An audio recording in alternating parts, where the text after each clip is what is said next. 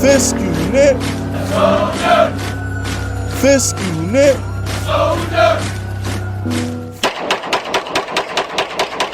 What's good, y'all? Fist Vegas, the hardest voice of sports. Go ahead, hit that like button and subscribe to the Fist unit while you at it.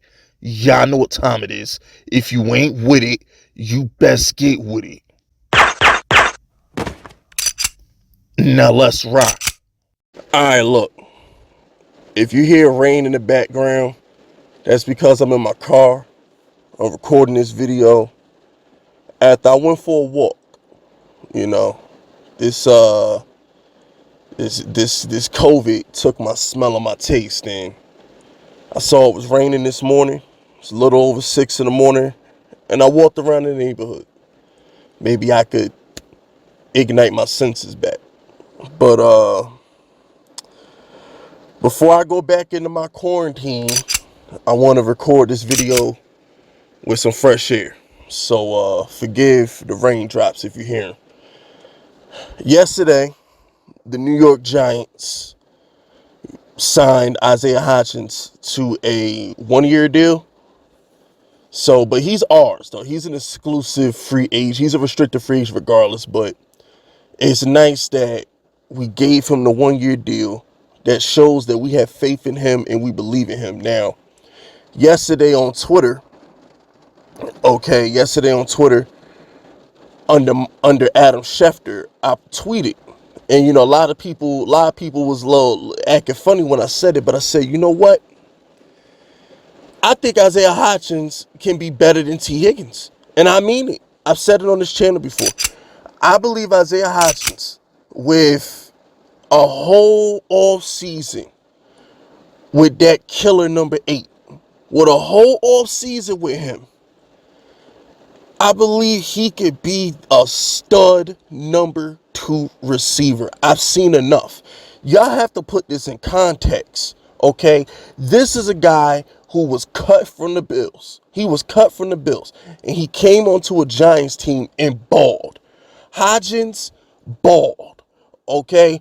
Put it in context. We're not comparing Hodgins to DeAndre Hopkins or CeeDee Lamb. We're not talking about that. We're talking about a guy who shouldn't even be in the NFL right now. We're talking about a guy who was left for dead in Buffalo. That's what they thought of him. Was able to come onto a Giants team and seize that opportunity. He grabbed the opportunity by the balls and he did not let it go. He made playoff catches. This guy scored touchdowns for us. He made this passing game competent. He did. Because when it was just Darius Slayton out there, we were just hoping for one Darius Slayton bomb a game, and hopefully that can get us over the hump. But when Hodgins got out there, we opened it up a little bit. And that was a credit to him. The guy was playing on a bum ankle and was making toe tap catches on a bum ankle. Remember when he posted his ankle on IG and it was all swollen and purple and blue and stuff? This kid's a warrior. He's got the stuff. He's got all those intangibles that you need to be great. He's got them. And this is without an offseason with Danny. And y'all know how Danny is, man. Danny's going to hold workouts at Duke. He's going to hold workouts at Arizona. Danny's going to have these dudes right going into camp. This is not Aaron Rodgers who wants to go sit in the dark for 2 weeks while he mauls retirement. Okay, or go hallucinate and throw up on a retreat. This ain't him. Daniel Jones always gets his teammates. He always works out in the offseason. He always makes sure he builds that rapport in the offseason with his teammates. Hodgins is going to be our guy next year. Okay? He just is. Wandale has solidified that slot role, and he might even be a little better. Wandale might be able to extend to something a little better. But as of right now, the Giants signing Hodgins. We're going to bring back Wandale. Wandale said he's going to be ready for camp. We only got to solidify one more spot, Giants fans.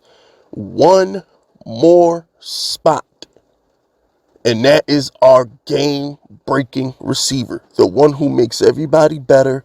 The one that, with 2 minutes to go in the game, Daniel Jones can stare him down and throw him the ball. Because that's what you do to your studs.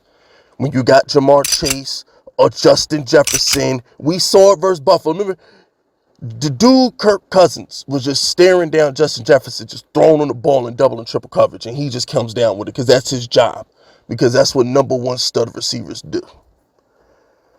We need that guy, the guy who gets open over anything. It doesn't matter. So we got our number 2 in Hodgins. We got our slot receiver in Wandale. Now it's up to Joe Shane and to go ahead get that number 1 bona fide dude. And I think he's going to do that. So shout out to Shane. Probably his best move of the entire year was bringing in Hodgins. Let's keep it 100. That's probably the best thing he did all year was bring in Hodgins. Now, they have... Okay, I'll start with Saquon. So, Saquon is rumored to get between 12 and 14 million. We're not going to let it go to a tag. We're really, really close on the deal, and the Giants have made it their priority to get Saquon back. That's good. That's good for the locker room, and it sends a statement that we take care of our own. So that's good. And also, Saquon said already, Saquon's a Giant. And the thing is even if we're not running our offense through Saquon, which I don't think we will, y'all remember how bad we were when we had Rashard Jennings and Orleans Darkwa? Like, I know everybody says, oh, let's just plug and play runner back or whatever, but we tried that for a decade and it didn't work. All right, let's not forget the dark ages of the Giants running back position before we drafted Saquon. Let's not act like it was all peaches and cream.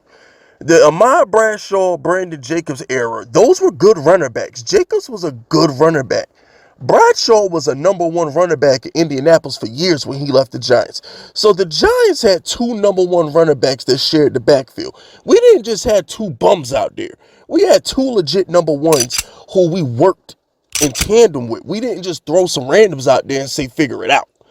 I think that's the biggest misconception with Giants fans, that, we won with Bradshaw and Jacobs. Why do we need Saquon? No. Bradshaw and Jacobs were number 1 running backs who just that we made work together. They weren't bums. All right. The randoms that y'all talking about are Orleans Darkwa, Rashard Jennings, whoever else we didn't have at the running back position. It's different. So, bring Saquon back. That's a weapon. We need him. Let's rock and roll.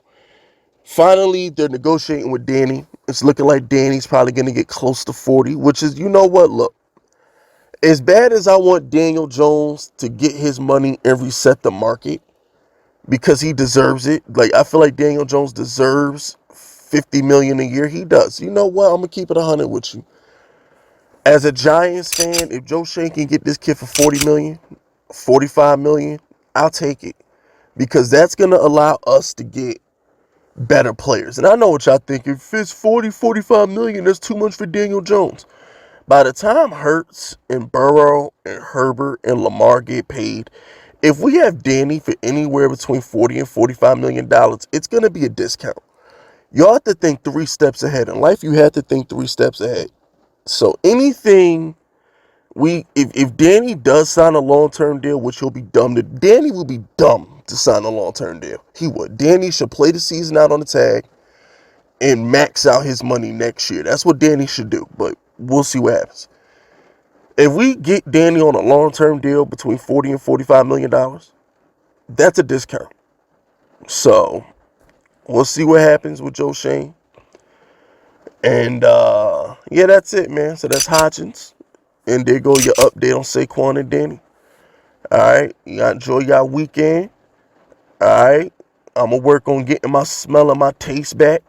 And you know what I'm saying? And if y'all got any suggestions in the comment section, if y'all been through this and have lost y'all smell and y'all taste, please help your boy out. Alright, help your boy out. Give me some positive energy. Tell me how long it took you to get your senses back. I need that, man. I need that positive energy right now. I love y'all. Y'all be safe. That's it. That's all. Subscribe to the unit if you rocking with me. My name is Fist Vegas, and I approve this message.